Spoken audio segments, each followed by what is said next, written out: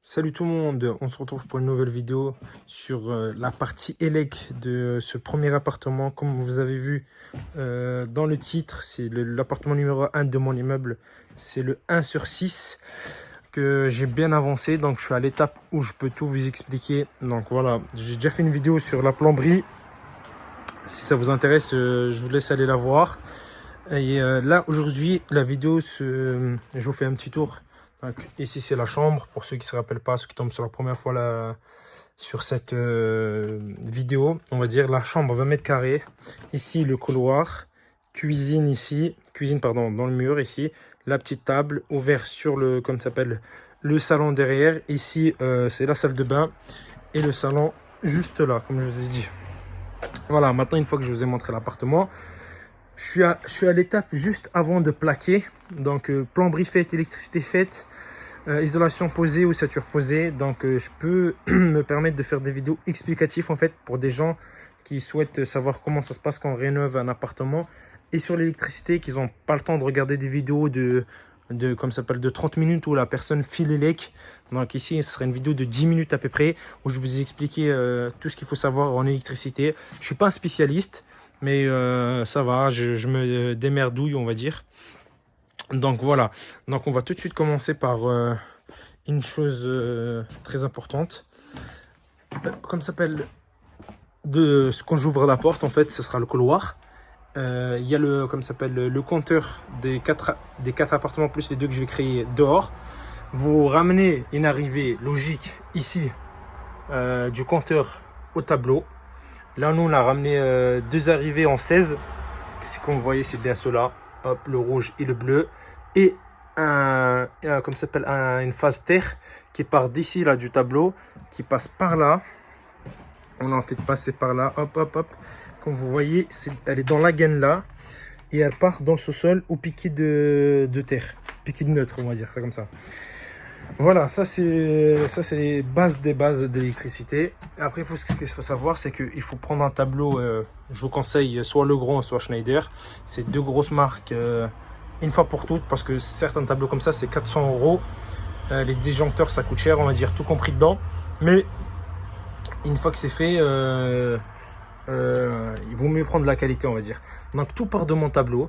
Par exemple, là, pour la salle de bain, bon, on a fait partir du tableau, on a fait tout passer au-dessus parce qu'on profite que j'ai tout fait que j'ai fait l'ossature et que je résole le plafond, isolé le plafond pour passer mes gaines au-dessus. Donc j'ai fait passer 1000 luminaires, on va commencer, on va dire 1000 luminaires en 1.5, le câble, hop, 1.5. Donc il vient jusqu'à ma boîte de dérive. Il y aura ici, comme vous voyez ici, il y a plein de câbles. Ici, il y aura ma boîte de dérive. Dans la boîte de dérive, après, je repartirai directement. Là, il y aura des spots, comme vous voyez, des spots, hop, qui vont être reliés ensemble. Donc, il y en aura deux. J'ai ramené aussi tout ce qui est prise ici. Et ça repart de ma boîte de dérive aux prises. Ici, il y aura deux prises. Je vous explique, hop, avec le câble là. Je vois déjà venir certains dans les commentaires en me disant pourquoi tu choisis des câbles et pas des gaines ou je sais pas quoi. En câble, déjà de 1, c'est un peu moins cher que les gaines, tout dépend, mais actuellement, on se fait beaucoup moins chier avec des câbles qu'avec des gaines. Parce que pour passer ça dans le faux plafond, c'est chiant. Enfin bref, moi je préfère comme ça et voilà. Ensuite, on a ramené un direct. Oh pardon, j'ai tapé la caméra. Un direct pour les radiateurs. Moi, pour les radiateurs, c'est un disjoncteur, un radiateur. Donc là, le sèche-charbon de la salle de bain, je le mets tout seul. Donc sur un disjoncteur, les deux là-bas, il y aura un là-bas, comme ça s'appelle, des radiateurs, ils vont être ensemble sur un disjoncteur et un disjoncteur pour mon radiateur là-bas. Comme ça, je suis tranquille. Ensuite, par exemple, pour le salon, on a tout tiré par là. Hop, on a tout fait passer par là. Hop, ici. Tout vient ici et ici, ça tombe ici. Ici, il y aura ma boîte de dérive où je vais faire des prises ici. En fait, il y aura deux prises. Ma boîte de dérive. De ma boîte de dérive, ça repart. Hop, ça repart jusqu'à là-bas. Ici, je vais faire une signée pour poser mes deux prises pour la télé. En fait, ce sera le mur de la télé.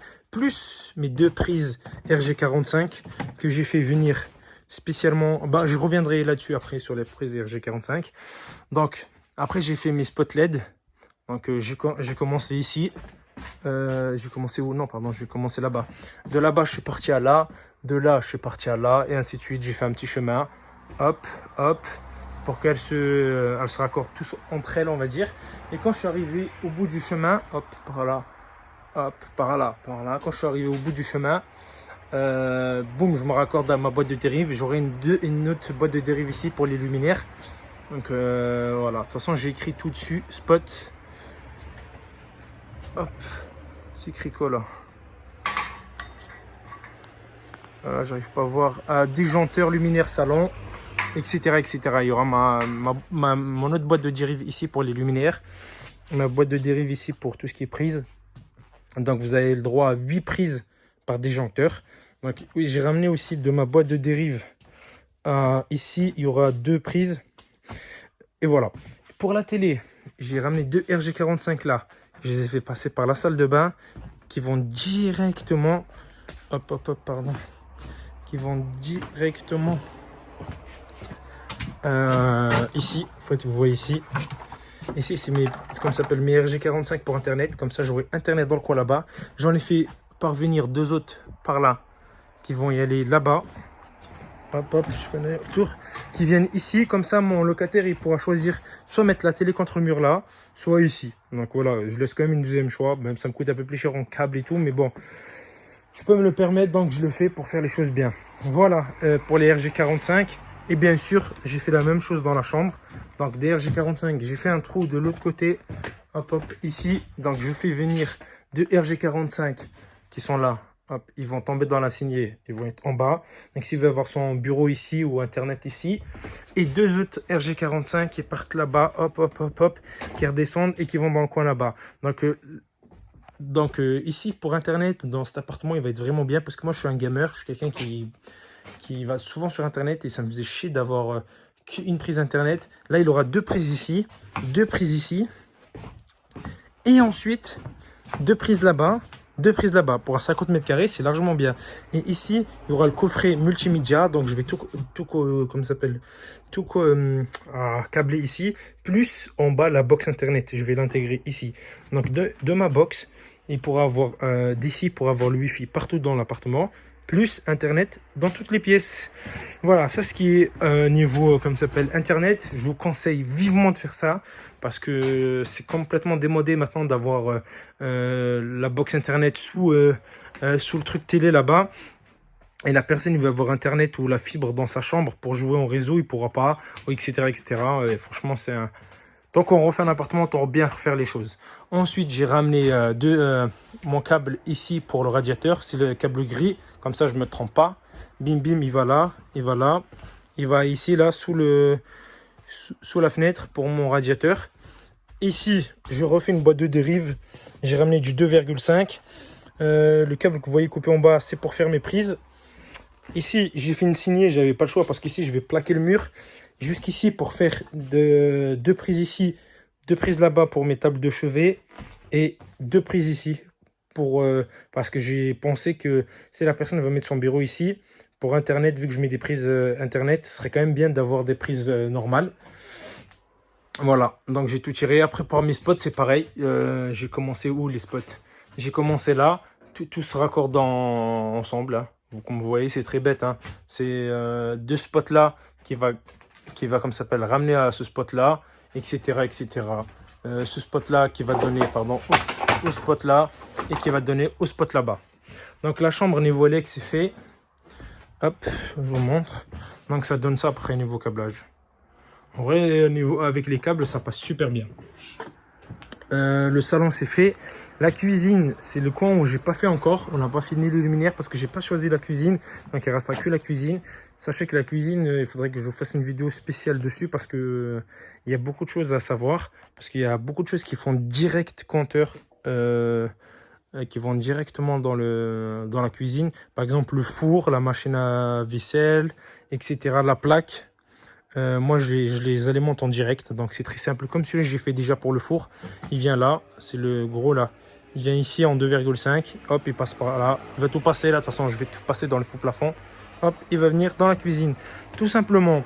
Donc ce qu'il faut retenir, c'est de ramener l'alimentation jusqu'à votre tableau, enfin votre colonne. Dans le tableau, vous dispatchez chaque zone, vous lui faites une boîte de dérive.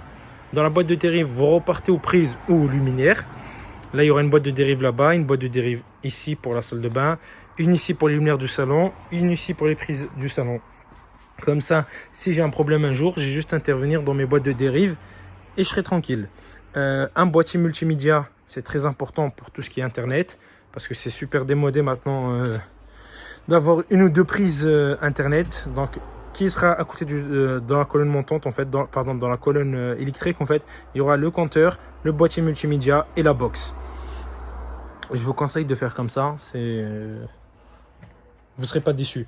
Ensuite, j'ai ramené aussi un câble télé qui vient de l'antenne qui dans ma colonne montante là, qui ramène tout en haut du toit. Enfin, c'est un bâtiment comme ça, hein.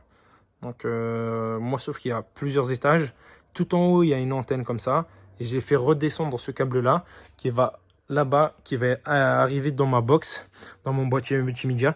Donc, même si mes locataires ils veulent utiliser l'antenne en haut pour capter des chaînes, eh ben, ils auront la possibilité parce que j'aurais déjà pensé à ça et je leur ai déjà mis le câble ici. Donc, ils auront juste à se connecter dessus. Voilà pour toute la partie élec de cet appartement. Donc j'ai voulu vous faire cette vidéo parce que là l'appartement ça prête super bien. Je suis à la partie où tout était câblé, tout était fait, donc j'avais juste à vous montrer et je vous explique comment j'ai fait en quelque sorte. Je vous conseille de prendre un électricien avec vous. Moi j'ai pas fait ça tout seul, j'ai fait ça avec un électricien qui s'y connaît super bien. Et voilà. Qu'est-ce que je peux vous en dire un peu plus? Il y a des on va dire quand on fait une ossature comme ça, c'est simple parce qu'on fait tout passer dans le faux plafond. Donc on est doublement gagnant. Mais par contre, où j'ai fait passer des câbles ici, donc je suis obligé de faire une signée ici pour mes viens-viens. Ici c'est mes interrupteurs, donc je suis obligé de faire une signée. Ici il y aura deux prises en bas, donc je suis obligé de faire une signée qui va dedans ou en bas. Et là-bas là pour le salon, je suis obligé de faire une signée. Ici aussi comme ça s'appelle dans la chambre, j'ai déjà fait la signée. C'est à peu près ça, hein. Vous n'avez pas besoin de faire plus, hein. Regardez, c'est super propre, hein. Et là, mon câble, il passe super bien. J'ai juste à reboucher ça, là aussi. Et là, celle-là, elle est un peu moins propre, mais elle est bien aussi. Et voilà, comme ça, je suis tranquille. Et il y a des prises un peu partout.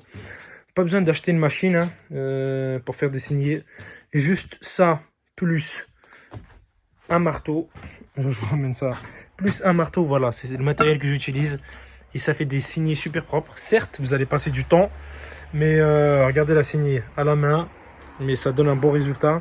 Parce que j'ai déjà commencé avec des machines. J'en ai déjà tordu je sais pas combien. Ben, elle, par exemple, qui est quand même une bonne marque. Ben, avec un bon disque qu'il faut. Ben, elle a rendu à lame. De toute façon, toutes les machines avec qui je fais des signets, elles rendent tous lame. Je sais pas pourquoi. Il y a trop de poussière qui va dans la machine. Donc ça me flingue les machines. J'en ai déjà flingué deux. Et voilà. Donc la suite, je vais le continuer à la main, je pense. J'espère que la vidéo vous a plu. Si vous avez des questions ou des choses que j'aurais pu mieux faire ou vous avez à me conseiller aussi, laissez dans les commentaires. Je réponds à tous les commentaires. On pourra en débattre ensemble là-bas. Bye bye.